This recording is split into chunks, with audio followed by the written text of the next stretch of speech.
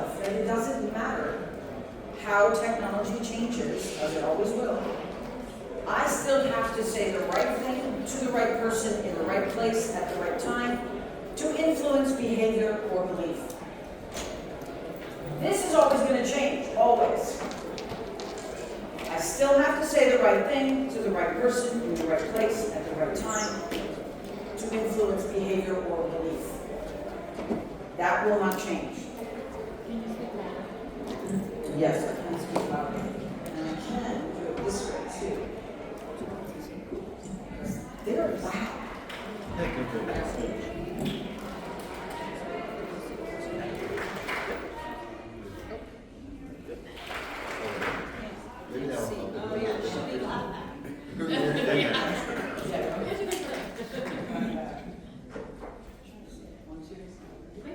One, two, one, two.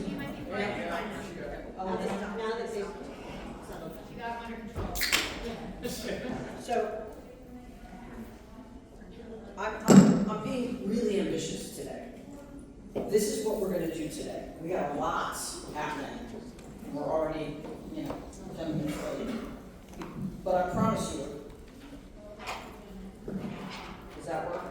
Yes, Okay. perfect. I promise you. If you give me your time and attention, I will give you value. And I will even go so far as to say, what I teach you here today will be worth the entire cost of your conference. Woo!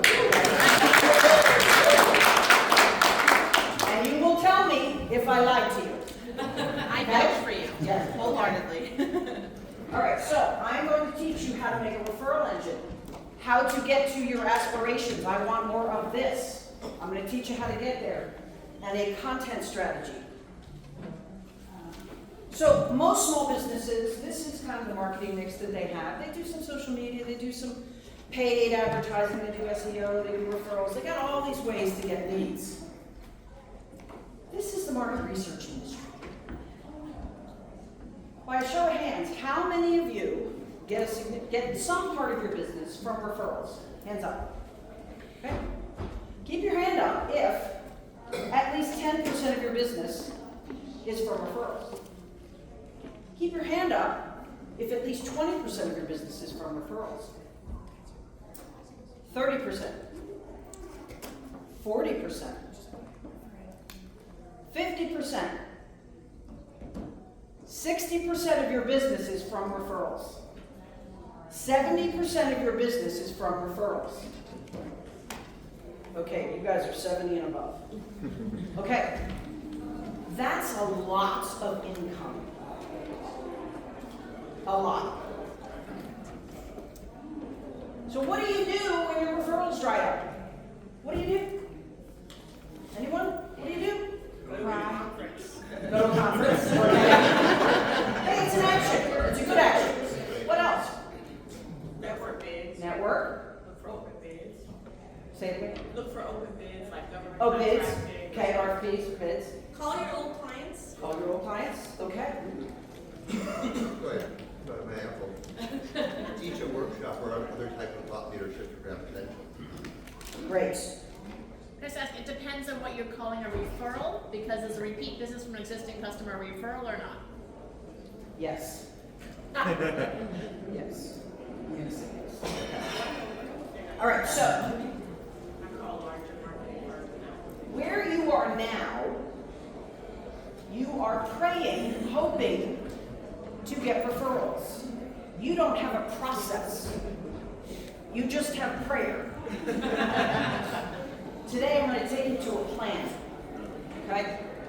So that all of the things that you said that you do, they're good, but I'm going to give you some more tools. So, how do we build a referral engine? The easiest way to think about this is you're going to leverage your past, your present, and your future. So the first thing we do is we have to define, so this is the process. I'm going to take you through these. The first part of this is we're going to define your future. Where do you want to go? Where are you now? There's paper on your table. Pass out the paper. Everyone gets a piece of paper. If you don't have pens, there's pens in the back. And Juan's got pens.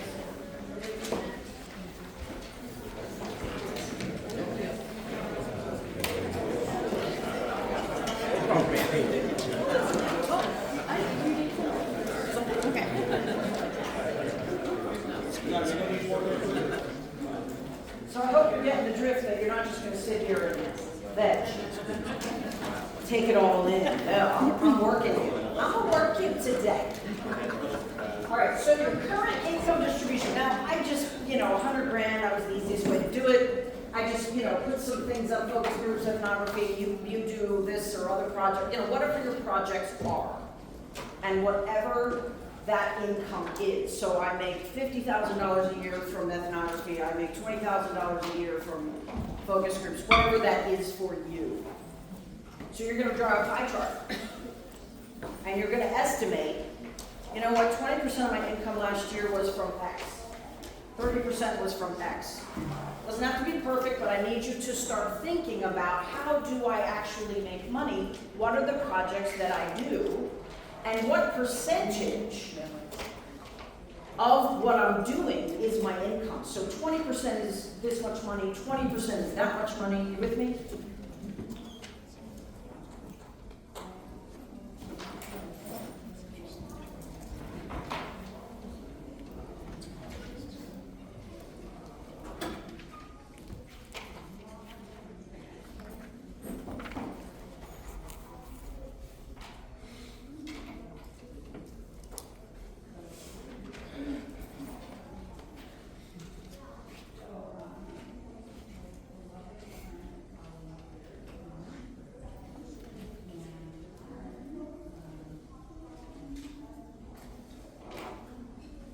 Can't think of dollars, think of time.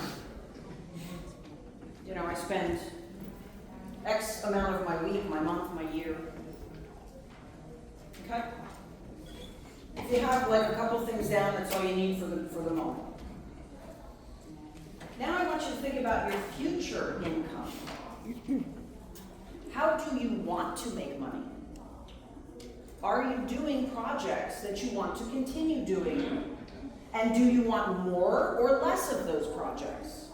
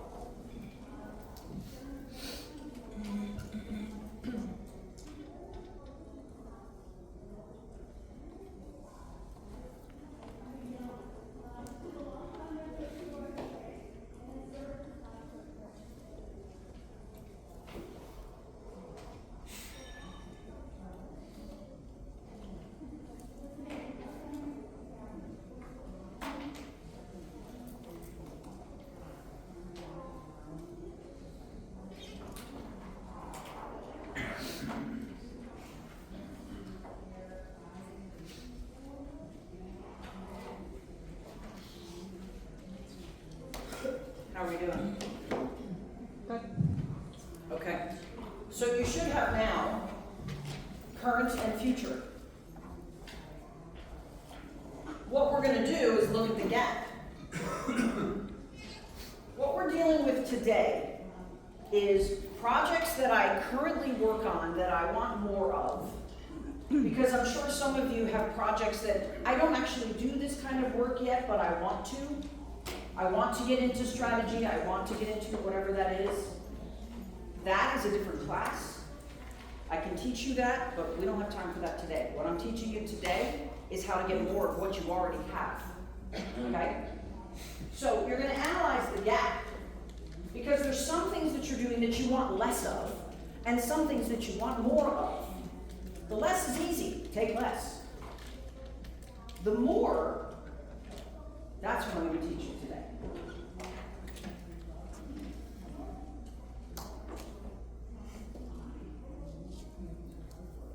So what you want more of, that's your goals. So we are going to figure out how do I get 100,000, 30,000 a year, 100% more ethnography, 40% more content analysis. Currently, when you are relying on referrals, there's a couple things. There's several things you're relying on. Number one, that someone is going to refer you. Number two, that the person they refer to you actually calls you. Number three, that when they call you, you're available. Number four, when they call you, you can actually, it's in your wheelhouse, you can deliver it when they need it. That's a lot of hope. That's a lot of hope. I know a little something about hope. See, I always thought, if I work hard enough, you will see my value and you will pay me more. I always thought, if I deliver value, someone will reward me. I don't think I'm alone in that. It's kind of, what we're taught. So 2021, I am the partner in a marketing agency. And the deal that I made with my partner was, I would be the only person paid, it's a startup. I would be the only person on the staff that's paid. He would not get a regular salary.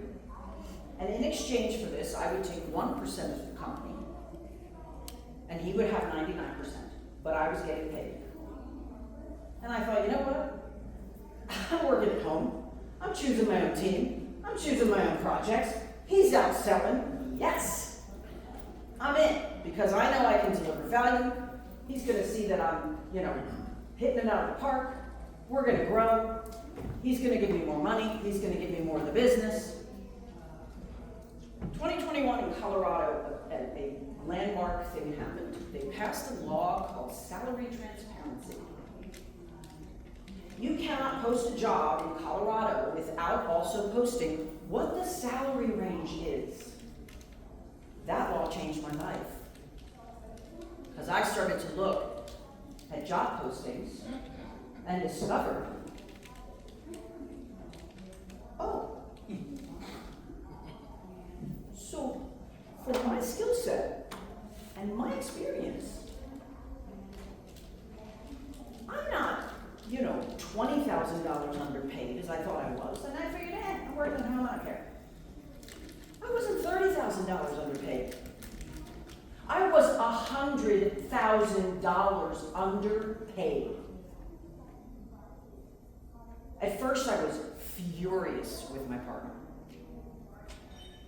Then I was furious with myself.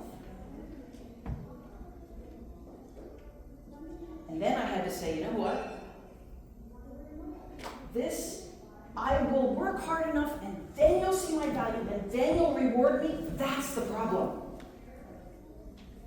That's the problem. I'm allowing you to tell me what I'm worth.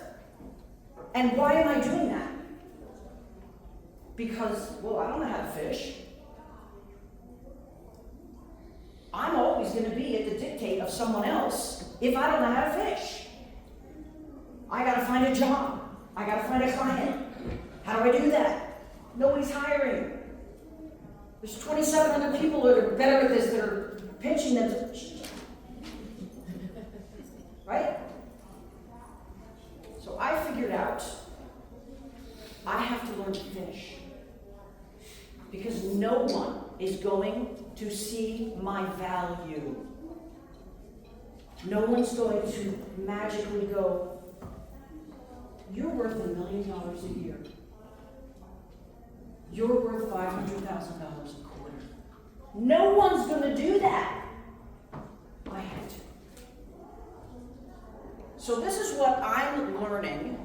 This is what I have devoted my life to, figuring out how to be self-sufficient. And I'm going to take you with me. Because as I learn, I'll teach you. I know a hell of a lot about marketing. And I am really happy to share. So, you got your goals. Now we're going to leverage your past. Here's where, was it you, Christine, who said, was it you who said, oh no, it's you, I'm sorry, your past clients. Okay. I want you to think through your past clients in the last 3 to 5 years, but here's the caveat. The ones that you liked. Okay? The ones that you were like, yeah, we're vibing, we collaborate, this is great. And I also want you to think through, okay, just another way to think about it, because I know this is like, what? I can think about clients. What projects have you done that you really liked? Just getting your brain going. So projects you've done that you've really liked, and clients that you've had in the past that you really like. Bonus points if those clients or those projects have to do with your goals. If those people can give you more of the type of work you want. Not necessary, but helpful.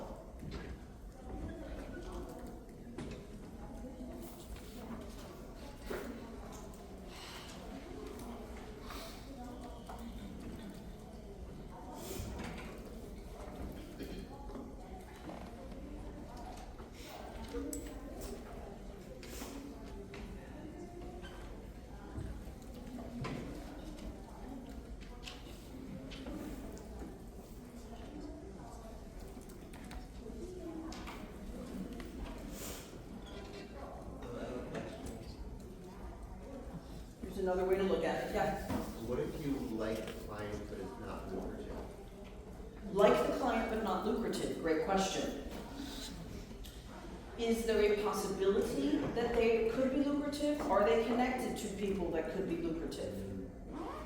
Right? This industry is so wild. It just runs on word of mouth and referrals. I mean, only the the illegal drug trade, like, relies more on word of mouth than this industry.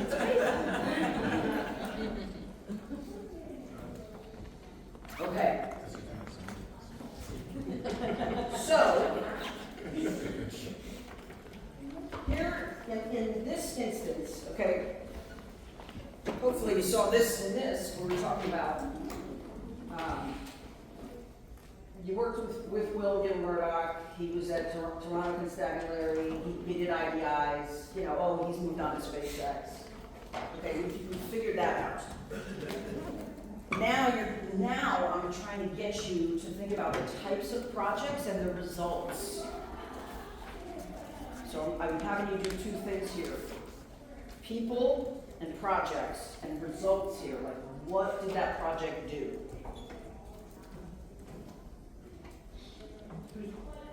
Am I okay to move on? Anybody need me to stay here? Okay. You guys are sure. So hopefully you have a list like this.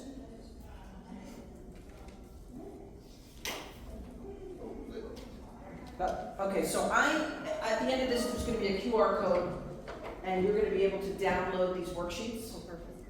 Take that picture. Okay.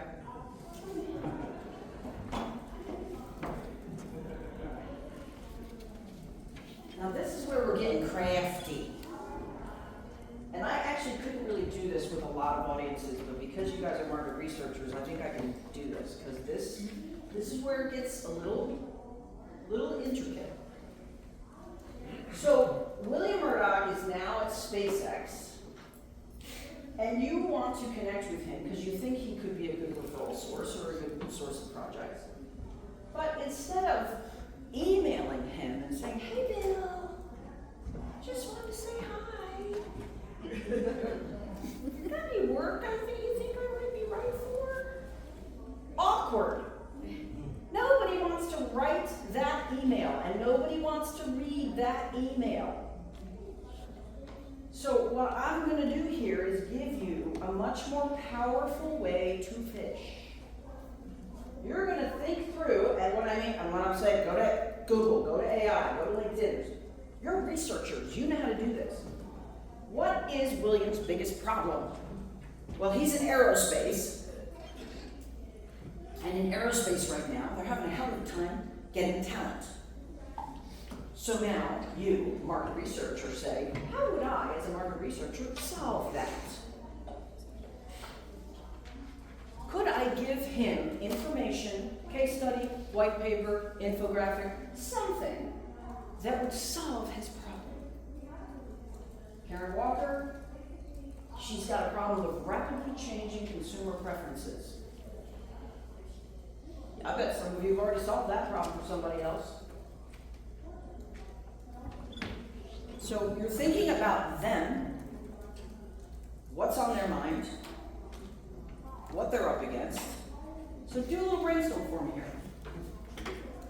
Your list of clients, take that list. Where are they now?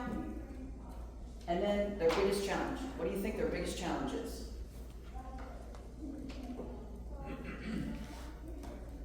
Did I lose anybody? Is everybody with me? Or are you standing there going, what is she talking about? Okay. How do I identify their biggest challenge? Because if we haven't Right. spoken with them and, Right. Yeah. you know, So- just assume. So, there is AI, there is Google, there is competitor analysis, there is industry analysis, there is LinkedIn. LinkedIn is an amazing research resource. If you go to LinkedIn and they are on LinkedIn, now not everyone is active, I know. You go to LinkedIn, they're on LinkedIn, they're active on LinkedIn. What are they commenting about? What are they posting about? You find out what they're interested in. And you may see, well, gosh, in this industry, everyone is kind of struggling with this. I see that's a problem. Yeah. What if the person who hires you is a research company, not an end client, and the research company, they have to get the projects to give you? Okay. That research company has problems. You need to find out what are those problems. Is it staffing? Is it getting work in? Is it getting the right work in? Is it data privacy? What's the problems that they're up against? And there's people. You don't market to companies, you market to people. So there's people. We make emotional decisions on who to hire. Who do you hire? The person that makes you feel safe. The person that you know she'll get it done. Yeah. So you mentioned that LinkedIn is the biggest resource, and I've used LinkedIn. When I looked up a client and I go to approach them, there's 72 other people just like me in research approaching them for the same reasons. How How are you distinguishing how are you approaching them? via LinkedIn? So a direct message? Is that what you're doing? Okay. We're gonna cover that. And I'm going to give you the means to do it better. Nobody wants a spamming, DMing. 30% off this week. Nobody wants it. This is smarter. Okay? This is smarter. You're going to figure out what are they up against, their industry. And like I said, these are people. If you have to, you have the skills, guys. If you are, listen, I need to get into aerospace or engineering, whatever it is, guess what? You can do IDIs. You can do market research for yourself. You can swap, you can trade. Listen, I'll do your market research, you'll do my market research. I'll do some IDIs for you and for the industry you're after. You'll do it for me. And we'll figure out what do they want, what do they need. So, Fatty. What about just inviting them to dinner or lunch or some sort of activity that you know that you both enjoy, and just asking them how business is going and what are their challenges? If you have that relationship with them. Sure. Sure. One of the things I do is, I like to be a subcontractor, right? So you get all your certifications and all that, and now my subs just take me everywhere. I don't have time to put in a lot of bids. But another thing I do is I follow bids that my clients might do, like my primes might do, that's too big for me, and I forward them to them. Say, hey, have you seen this opportunity? Let me know if I can help you out. Right there. And I have one due Monday that is for that particular, it was something I saw somewhere and forwarded to a larger company and said, hey, y'all wanna do this? And they said, yeah, are you in? I said, I'm in. So they're doing all the work. I don't have time to do that. Genius. Did you all get that? That's genius. She's out looking at RFPs. She's not even answering them because she's a sub. She's sending them to the big research firm and saying, hey guys, you guys gonna do this? And then they say, oh yeah, we should do that. Are you available? Oh yeah, I am. Wow. That's genius. But see, she is solving a problem for them. She is being proactive. She's fishing. Okay. What are referrals really? What do they really mean? What? Endorsements. They are trust. Referrals are trust.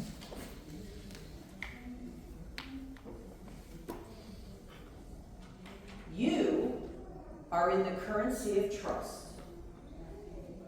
If most of your business, if even 20% of your business is referrals,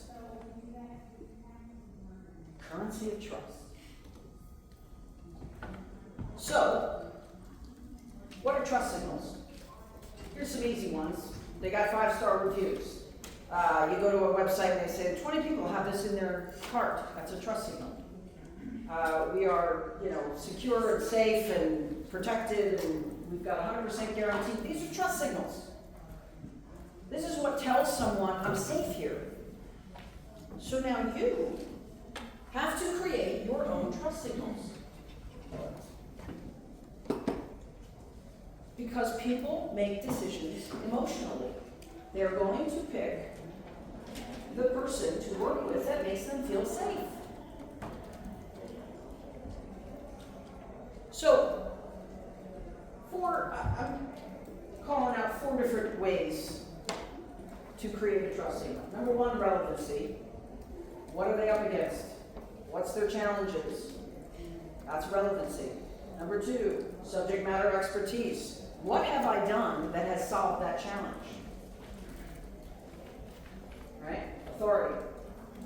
Placement. Am I putting this information where they will find it? Am I putting this on TikTok and they're never on TikTok? And consistency. You can't just do it once.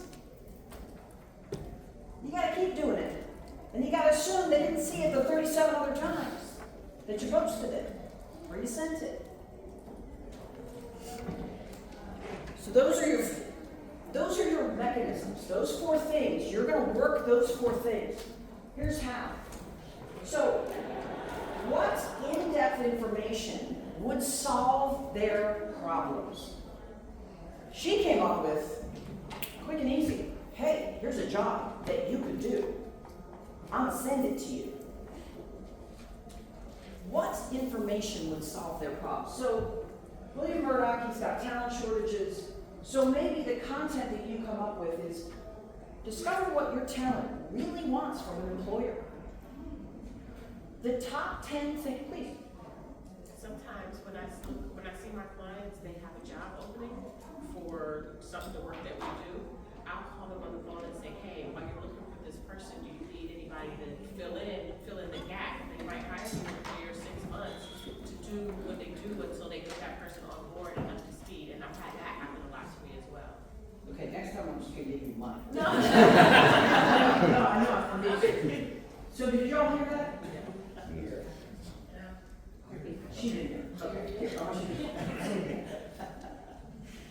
So one of the things that I also do to look for work is when I see that my client is hiring for skill sets that we have. So they might be hiring an in-house researcher, they might be hiring an in-house communication, but whatever skills they have, I will call them on the phone and say, hey, I know you're looking for somebody, do you need any help in the interim? Because usually they have people who are leaving or they need to go through the whole hiring process, etc. And so it can be a month, it can be 2 months, sometimes it's been 4 months because they haven't had the right person apply.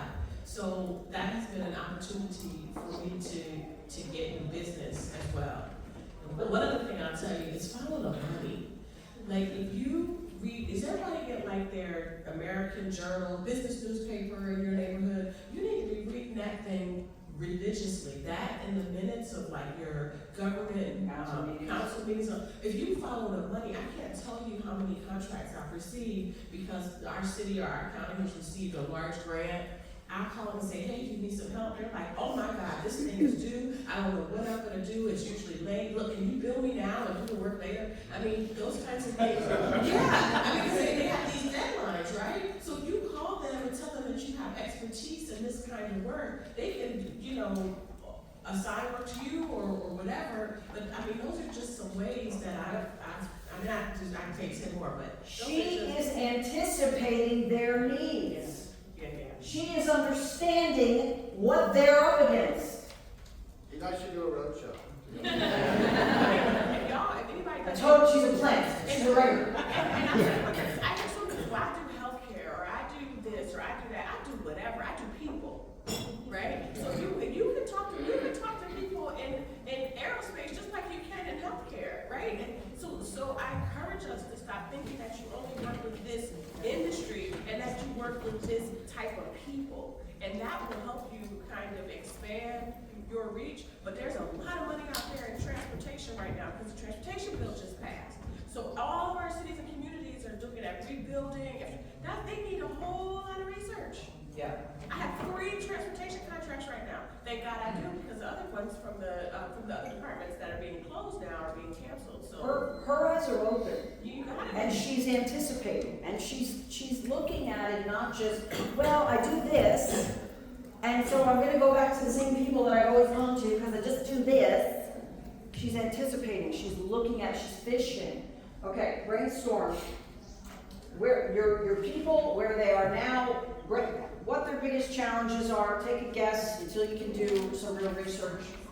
And then, what information could you give them that would position you as a subject matter expert and would also tell them, I'm tuned into you, I get you. Relevancy, authority, 2 parts of the trust signal. The hardest parts of the trust signal. Catchy titles are always helpful. 10 ways your aerospace employees hate you. 5 ways Boeing lost the headline and lost talent, and how to fix it. You with me? Okay. You guys have written way harder reports than this, okay? So now we package this information into what's called a lead magnet. The lead magnet is your currency, your trust currency. You are not leaving it to chance to hope that someone sees your value and maybe gives you a reward. You channel your value into one of these formats and you deliver the hell out of it.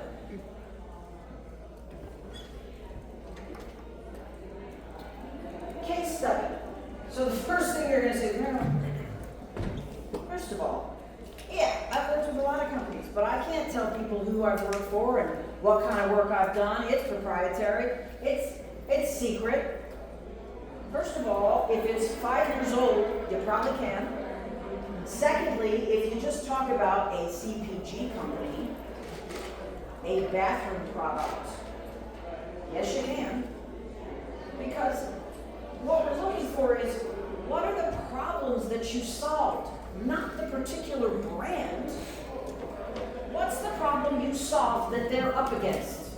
Prove it. A case study is proving it. Proving your value. Proving you are the shiz on this. Yeah. How do you feel about, can you use the microphone contract? Yeah, just turn it on. How do you feel about if you're subcontracting creating case studies for projects that weren't technically yours. Did you work on them? Yes. Alright, That's your work. Did you work? okay, do you, So here's is the, it necessary to disclose that? no, God, no.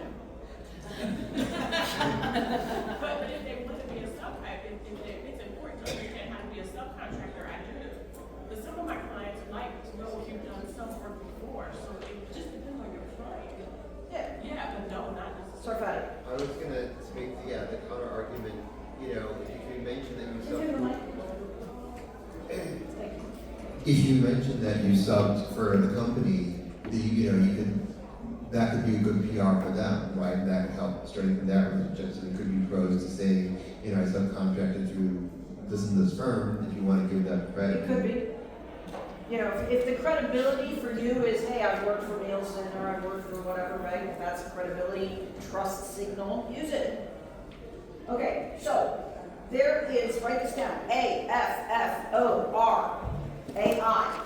Authority AI is a fantastic website. It is an AI platform. It is a closed platform. And what it allows me to do is upload documents and then create work based on those documents, and it will footnote it for me. So if I want to create a case study and I have a big report and I got the slides and everything and I gotta put it into Authority. There's the prompts. Don't use the real name of the company, don't use the product name, refer to it as this. Include the initial challenge, the market research solutions implemented, and the results accomplished. Go. And that thing will spit it out and give you the footnotes of what page it got the information from. How do you spell that again? AFFORAI, or AFFORIAI, I think that's what it is. Authority AI, yeah. And I'm not affiliated with them. I just use their stuff. Same thing with a white paper. You have reports, you have information, you've done industry studies, you've got stuff, guys. Leverage it. You can use AI to make a white paper.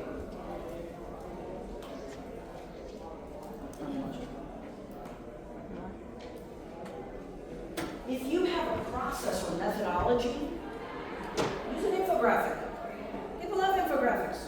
There's so many, listen, this used to be like you had to hire someone, it was a pain, it's not anymore. Vista Create, Canva, Pictochart, pick one. You can do this stuff. But here's the thing. Use good design.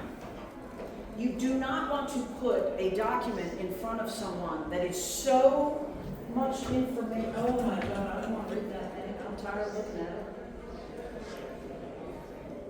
it. It needs to be beautiful. It needs to have your brand colors. It needs to have places where your eyes rest. That thing on the left, don't you just go, oh, igniting stellar success. Yes, I'm in. I'm turning that page. Make it beautiful.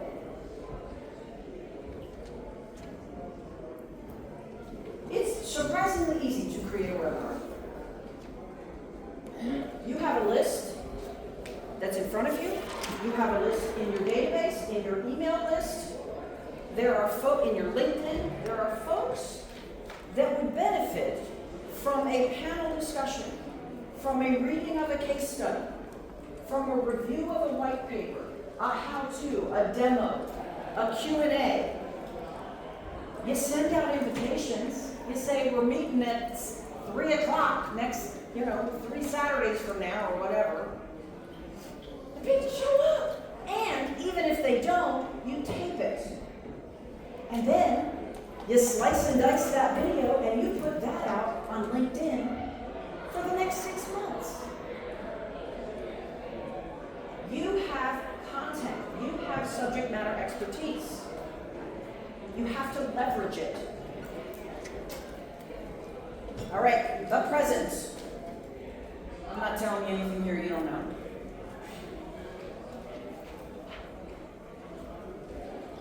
Current clients, it's 2 things. Stay top of mind and ask directly. I'm going to take you through stay top of mind first. 15-minute phone call. I am not talking about, hey, just thought I'd give you a ring. Yeah, I really like that project we worked on. Got any more? What I'm talking about is really authentically caring about them and their business. Maybe you found out, the last time you worked together, the kid was trying out for baseball, whatever. Hey, how'd that go? You guys were going on vacation. How'd that go? You guys were starting that whole, oh my God, you guys were integrating a whole new software in your business. What happened? You can send an email and say, listen, I'd love to have a 15-minute coffee chat with you. Just catching up, got nothing to sell you. Just want to see how you are. How's your business? That's it. 15 minutes. Most people will take that call. If they don't, it tells you something about the relationship. Okay. Newsletter. You all know how to do an email newsletter. Do you know that LinkedIn has newsletters? You can do newsletters on LinkedIn so that everyone in your list on LinkedIn gets your newsletter. This is where you include your lead magnet. This is what will differentiate you. You are a thought leader. You have important, relevant information to share. And when you email, you always have a call to action. Right? Download this lead magnet. What do you call a lead magnet? Download this case study. Send this case study to someone you know that needs it. Call me to talk about how I can help your CPG company be more relevant, whatever that is. Okay, social media. I teach a whole course on LinkedIn and how to leverage LinkedIn. Not just, for giggles, but to get leads. Because you know what? If I'm going to put time into LinkedIn, and let's face it, it's a time suck, I want leads. So, I can teach you how to do that. But this, like, comment, share, tag. So the list of folks that you have right now, okay? I want you to find, I can almost guarantee you that there are current and former clients that you're not connected with on LinkedIn. Some of them aren't going to be there, but a lot of them are. Do it now. Get your phone out. Connect with the folks that are your clients, that are your former clients. Connect with them and connect with me. I'm the only Marilyn Haywood page in the world. You can find me. Connect with me. Connect with your clients. Get on your phones. Do it now. I told you I was going to work you. I'm bossy.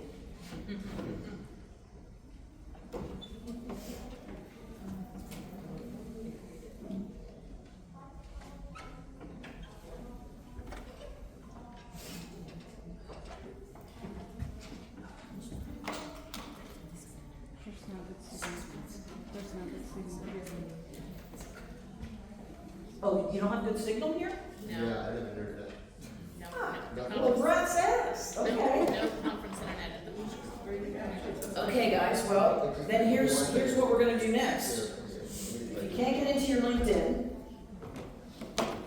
I want you to tell me, put it on your piece of paper, 3 people that you're going to call for a relationship call.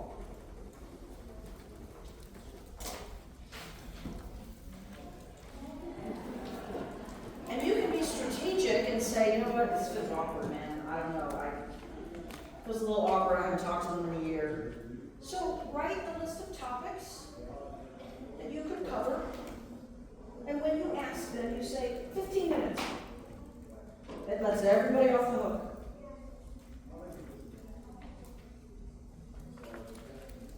How do you feel about making a call? Can you make a call next week? Can you make a call next week? Yeah. Sure. Okay. Ask them their biggest challenges. That's the first part of your research, right? What are you up against? What's going on in your industry?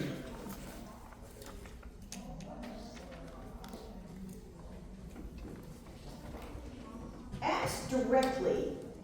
Now, you're not asking directly for a referral, you're asking for a trust signal. So, you're gonna send an email and say, hey, could you, write a review on Google or write a review on Trustpilot or whatever that is. But you're gonna include the link. So you make it easy. And then you also include some bullet points. Here's some things you might want to think about. Did I deliver on time? What did I solve for you? Was my staff agreeable? Because you want them to just go, okay, yeah, click, okay. Because, people just don't have the bandwidth. So you just have to, connect all the dots. Video testimonial. Okay, I have to give big props to Natalia. Natalia, first of all, helped me with this presentation. She was my guinea pig. And gave me feedback, and really, she made it better. She made it a lot better. But also, I asked Natalia to give me a video testimonial. You're using my video? I asked her to give me a video testimonial, and God bless her, she did. And she said to me, yeah, I had to do it a bunch of times, and I thought, I didn't make it easy for her. She persevered because she's Natalia. But I didn't make it easy for her. So, you email, you say, hey, listen, can I just get a 15-minute Zoom call with you? I'm going to ask you some questions about what it's like to work with me, and I'd like to use that as a video testimonial. You cool with that? And then you do that 15-minute call, you do that interview, they say things, you slice and dice it in an editor, you put it on LinkedIn, you put it on your website, send it to your mom. Okay? Give me 3 people, at least 3 people, that you're going to ask for a review or a video testimonial. How far back can you go with this? Honey, if you made an impression, I've had people, I had lunch yesterday, because I grew up here in Philly. I had lunch yesterday with a woman who called me out of the blue. I haven't seen her in 20 years. Called me out of the blue, heard I was speaking in Philly, and said, hey, I'd love to have lunch with you. I bet I could get a testimonial from her.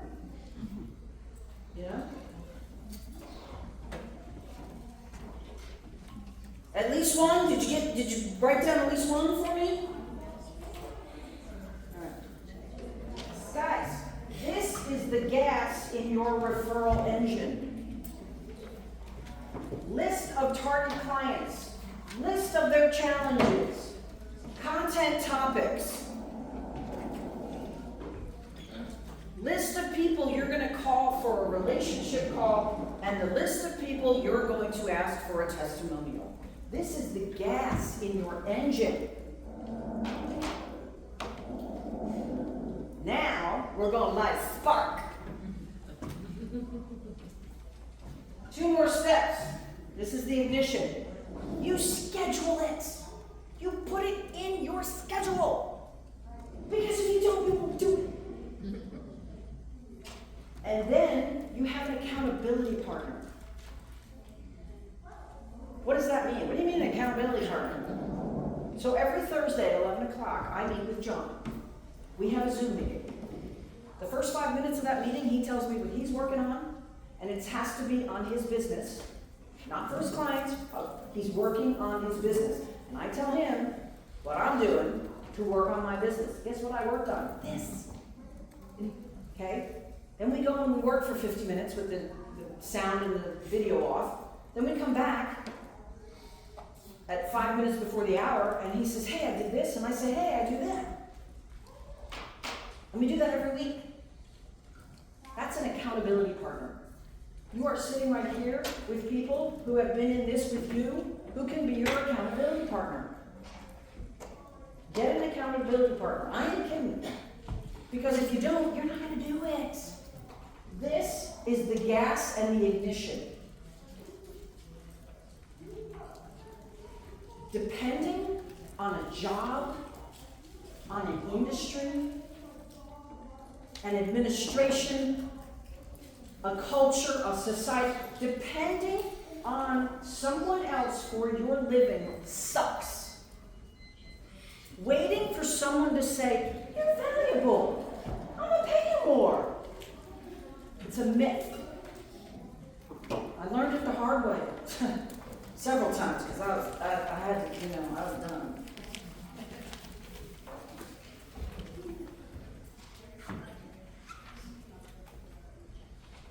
So put it in a schedule, put it in your phone, put it on a piece of paper, whatever that is. These are the calls I'm gonna make at this time, on this date. These are the interviews I'm gonna ask for. This is the white paper I'm gonna write. Here's the topic. Here's the research reports. I know I have them somewhere. Just kind of jot them down. I have that report, I have that report. Start working on it. If you do a few steps, it's so much easier than just sitting in front of a computer going, what's that doing? Do a few little steps here now. Put it in your calendar. Get an accountability partner. Have I shown you how to go from prayer to plan? Yes.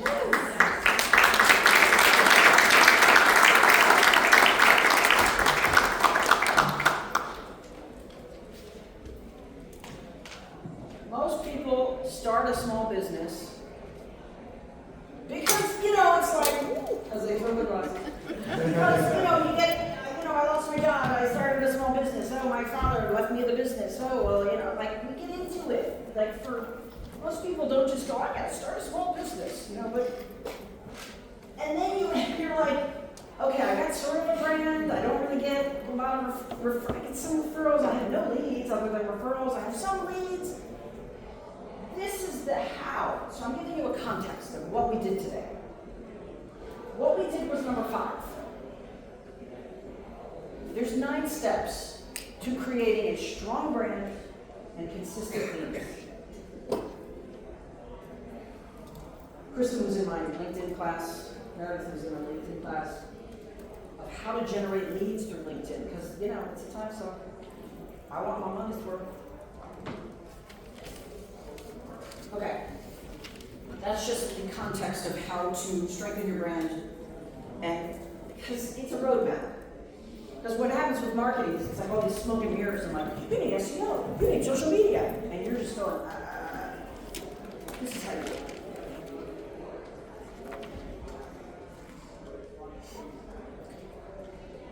There's a QR code. So this will be your worksheets. Today's worksheet and the How to Leverage LinkedIn for Leads infographic. These are free downloads. You can also look at the LinkedIn course. I'm offering that again in March. But more importantly, did you get your money's worth? Yes.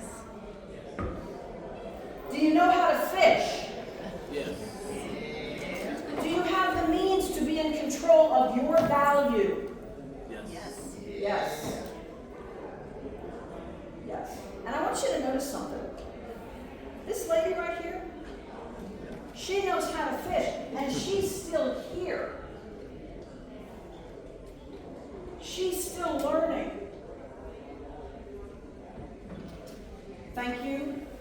I appreciate you. Questions?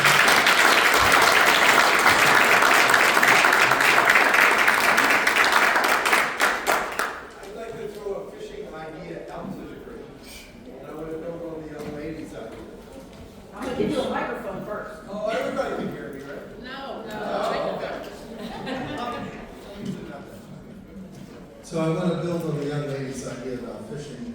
And this is a second-hand example, something I hope to try to do. And maybe given current political times, it's not the best. But I know someone who was very successful in getting government contract work for a project, and it had to do with RFPs. So the federal government, for example, puts out, or they did, tons of RFPs for project work, consulting work. And I know someone who did a big market research study, $2 million for 30 IBIs. That was amazing. Project. Well, government based, right? Okay.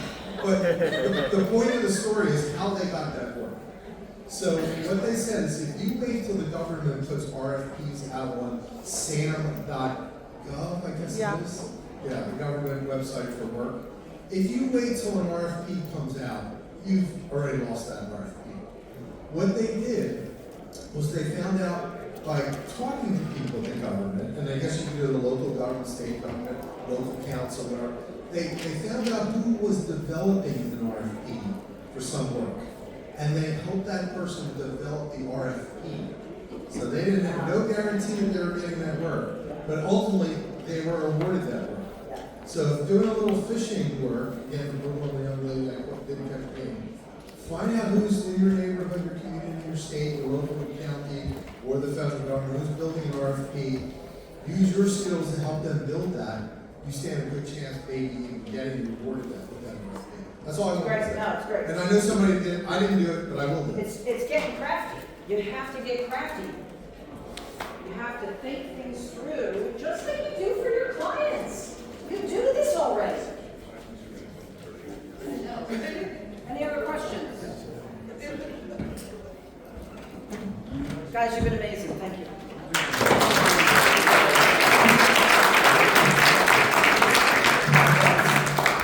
Okay, these freebies are only going to be available until Monday, so get them now, because then they go back on your wall. Okay.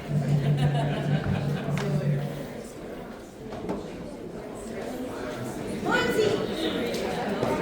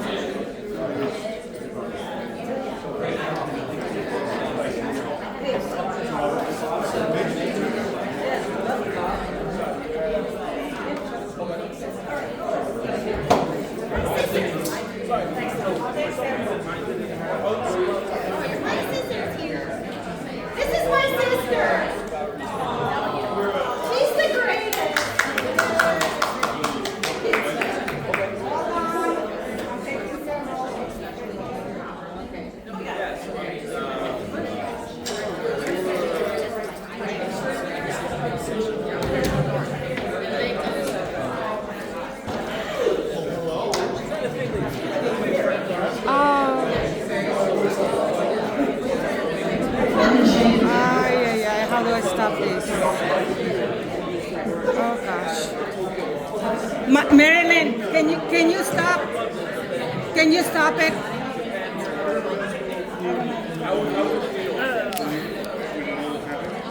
I left before.